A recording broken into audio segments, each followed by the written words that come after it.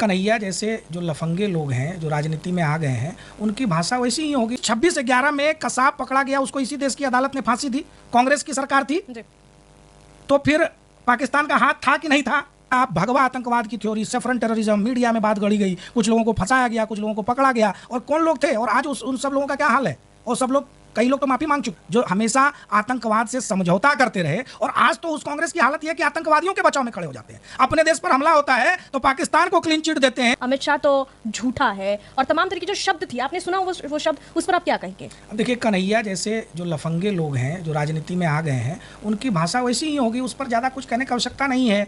उसके लिए कहावत है, हाथी चले बाजार, उसके आगे भी कहने की आवश्यकता नहीं है। लेकिन सवाल है कि ये दिग्विजय सिंह जो कन्हैया जैसों के गुरु हैं, ये जिस स्कूल से पढ़ करके आते हैं उसके वाइस चांसलर हैं, राहुल गांधी भी बड़ा लंबा समय उनके सानिध्य में ये देशद्रोह की बातें सीखे हैं।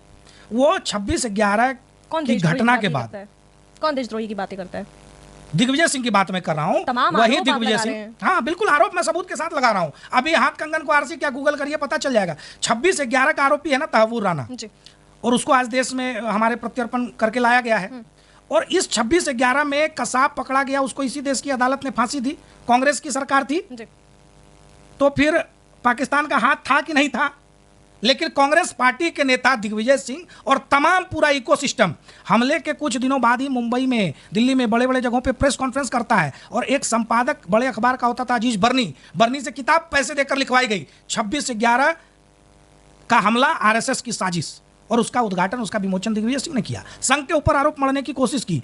कसाब मेरी तरह ही कलावा बांध कर आया था। अगर उसको तुकाराम जी ने, जो हमारे शहीद हो गए सैनिक, अगर उस सिपाही ने पकड़ा नहीं होता जिंदा ना, तो आज कसाब को भी मार करके, हिंदू साबित करके सारा पाकिस्तान को क्लीन चिट देने का काम ये मनमोहन सरकार करती। और उसकी पृष्ठभूमि देख लीजिए, उस हमले के ही आसपास पूरे देखिएगा आप, भगवा आतंकवाद की थ्योरी, सैफरन टेररिज्म, मीडिया में बात गढ़ी गई, कुछ लोगों को फंसाया गया, कुछ लोगों को पकड़ा गया, और कौन लोग थे और आज उन सब लोगों का क्या हाल है? और सब लोग, कई लोग तो माफी मांग चुके हैं।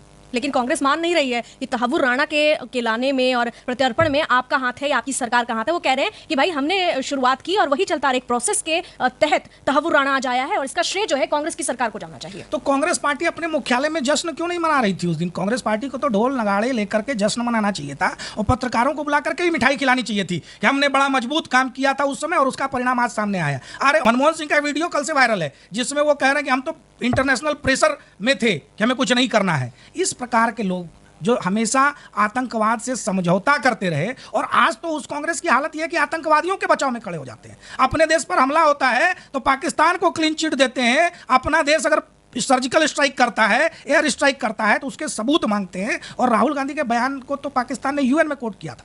शर्म आनी चाहिए उस कांग्रेस पार्टी को जो आज भी भारत का खा करके, भारत की जनता का वोट लेकर के, भारत के पैसों पर ऐश करने वाली पार्टी भारत के खिलाफ काम कर रही है, भारत के खिलाफ नैरेटिव बनाने में सहयोग कर रही है। अरे राहुल गांधी इसी देश का पीएम बनना चाहते हैं या कहीं और का पीएम बनना चाहते हैं?